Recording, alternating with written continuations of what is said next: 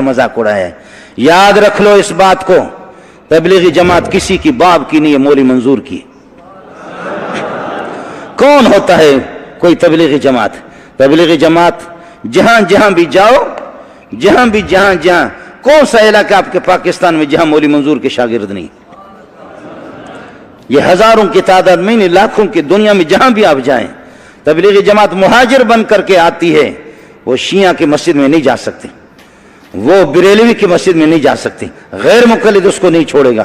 اس کو استقبال کرنے والے جو وہ مدارس کے پڑھے ہوئے علماء، خطیب، امام، مؤذن، خادم، وہ کسی مدرسے کا پڑھا، ورنہ تبلیغی جماعت جا کر کے دکھا تو دے مجھے۔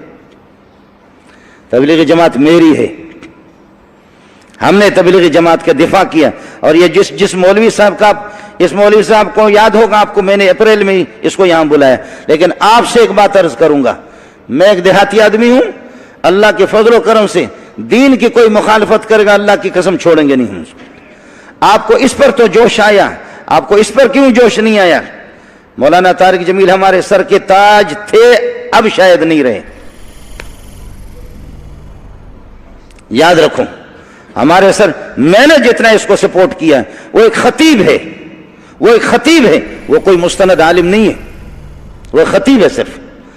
اور غیر مقلدین نے، دوسرے لوگوں نے، آج پتہ کرو اس سے، اس کی جتنی مخالفت کی یہ چھپا رہا، اور فرق باطلہ کو اس کی طرف سے خدا کی قسم میں نے جواب دیا، میں نے جواب دیا۔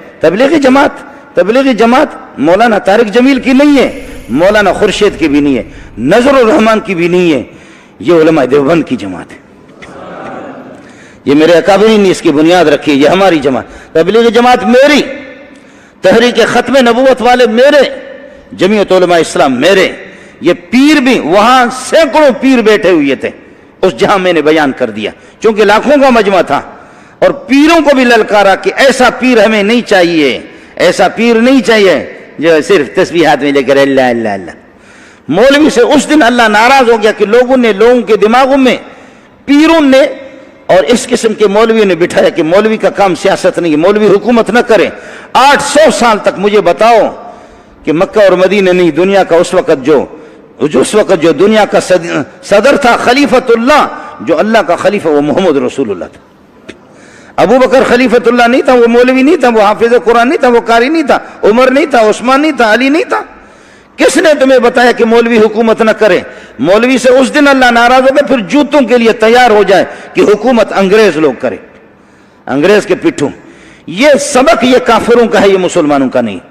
غیر میں آپ سے عرض کر رہا تھا، مولانا سے ہمارا اختلاف رہا ہے، مولانا ہمارے قیمتی ساتھی تھا، لیکن تھوڑا سا اعلان کر دے کہ جیسے یوسف علیہ السلام کے بارے میں نے پھر بھی ہاتھ ہلکا رکھا، مولانا کے خلاف کتابیں لکھی گئی، القول الجلیل فی کفر طارق جمیل، سن لے، القول الجلیل، میں نے اس پہ دستخط نہیں کیا، میں نے خود مولانا کو کہا توبہ کر لے، شاید اللہ توبہ کی توفیق۔ مذاق ہمارے بہت اچھے دوست ہیں، کلمۃ الہادی الی سواء السبیل کتابیں لکھی گئی مولانا کے خلاف۔ آپ کو معلوم ہوگا، آپ میں سے مسلمانوں میں سے کسی نے یہ کیوں نہیں کہا جب انہوں نے پوری امت مسلمہ کے خلاف کہا، یوسف علیہ السلام کا منہ کالا کر کے گدھے پر بٹھایا گیا تھا۔ خدا کی قسم سوائے یہودیوں کی روایت کے اس کا نام ہی نہیں ہے۔ آج معافی کیوں نہیں مانگتا؟ آج معافی مانگے، میں پوری دنیا کے سامنے اس کے پاؤں پہ جا کر کے پڑوں گا۔ ورنہ بریلوی سے پتا کر لے، جماعت اسلامی سے پتا کرے، اہل حدیث سے پتا کرے، دیوبندیوں سے پتا کرے، تبلیغی اکابرین سے معلوم کر لے، کس مسلمان نے لکھا؟ یہودیوں کی ایک روایت تھی، میں نے حضرت کو یہاں بھی لکھ کر کے دیا، یہاں اس میں کئی دفعہ اس کو سمجھایا کہ اللہ کے لیے کچی باتیں نہ کرو، قرآن بھی دیکھا کرو اور حدیث دیکھا کرو۔ اس کی کوشش یہ ہوتی ہے کہ کچی باتیں بیان کرنا۔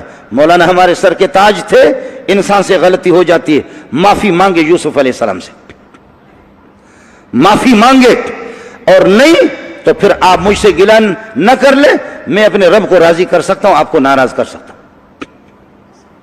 یہ نیٹ پر موجود ہے، یہ لاکھوں انسانوں، پھر بھی سعودیہ کے علماء نے کافر قرار دیا، میں نے کافر نہیں کہا۔